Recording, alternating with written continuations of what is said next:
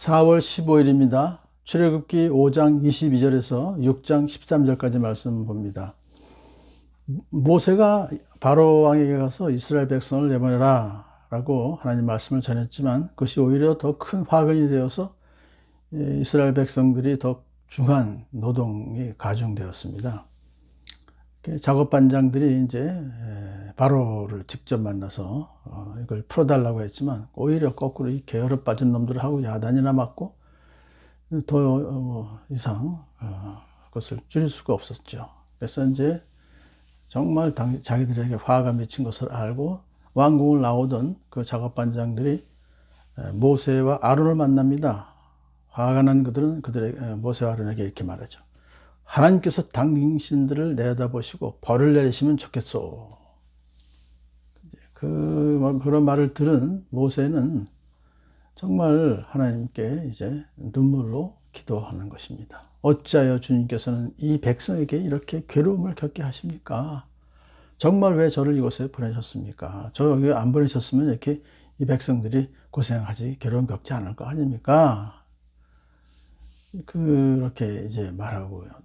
제가 바로에 가서 주님의 이름으로 말한 뒤로는 그가 이 백성을 더욱 괴롭히고 있습니다.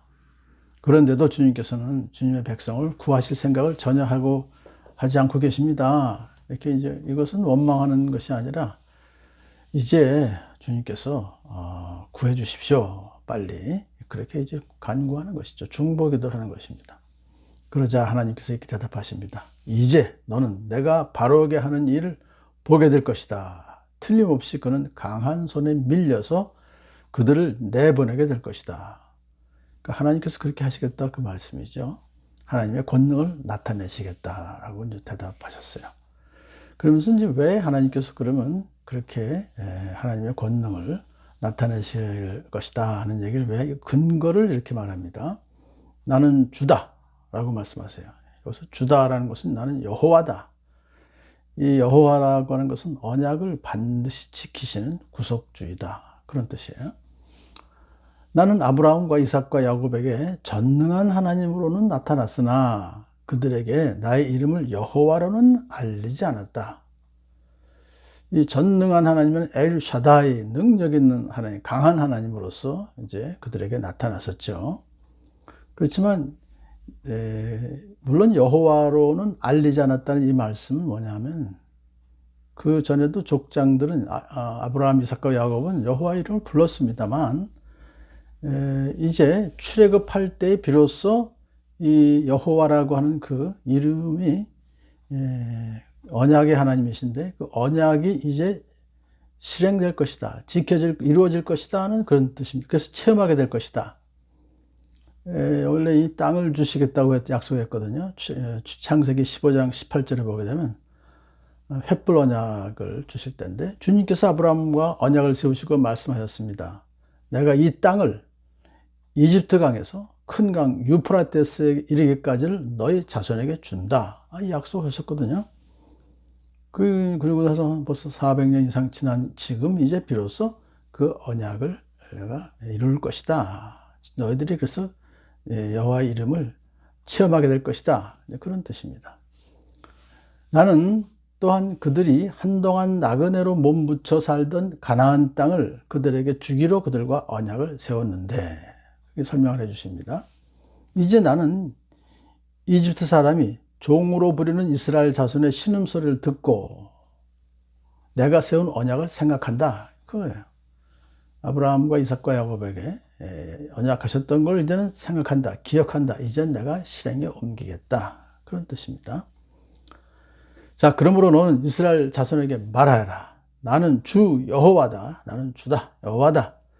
나는 이집트 사람들이 너희를 강제로 부리지 못하게 거기에서 너희를 이끌어내고 그 종살이에서 너희를 건지고 나의 팔을 펴서 큰 심판을 내리면서 너희를 구하여 내겠다. 이게 구원하는 거예요.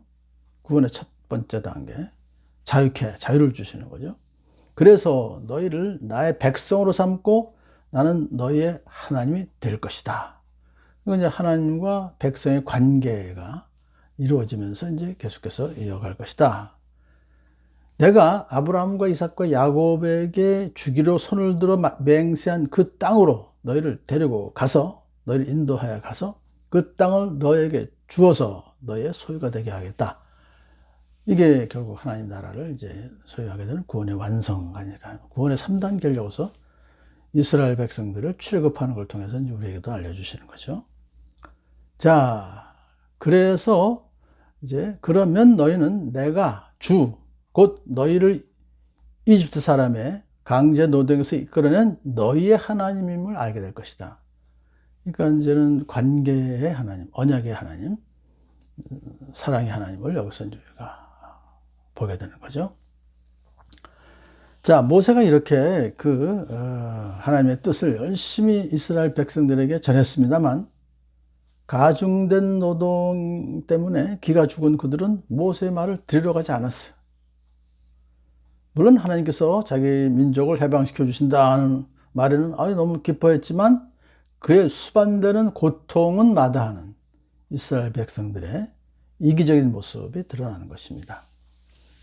그렇지만 더 큰 문제는 그들이 모세를 무시한 것이라기보다는 모세를 보내신 하나님의 계획과 권위를 우습게 여기는 거. 그래서 모세가 무슨 말을 했는지는 희망이 사라졌어 라고 생각하면서 안 듣는다는 게 문제가 된 것이죠. 그러자 하나님은 그럼에도 불구하고 또다시 모세에게 말씀하십니다. 너는 이집트 왕 바로에게 가서 이스라엘 자손들을 그의 나라에서 이집트에서 내보내라고 하여라. 또 말씀하세요. 그러자 모세는 이번엔 이렇게 조심스럽게 주님께 말씀하신 아래입니다. 이스라엘 자손도 제 말을 듣지 않는데 어찌 바로가 제 말을 듣겠습니까? 저는 입이 둔하여 말을 할 줄 모릅니다.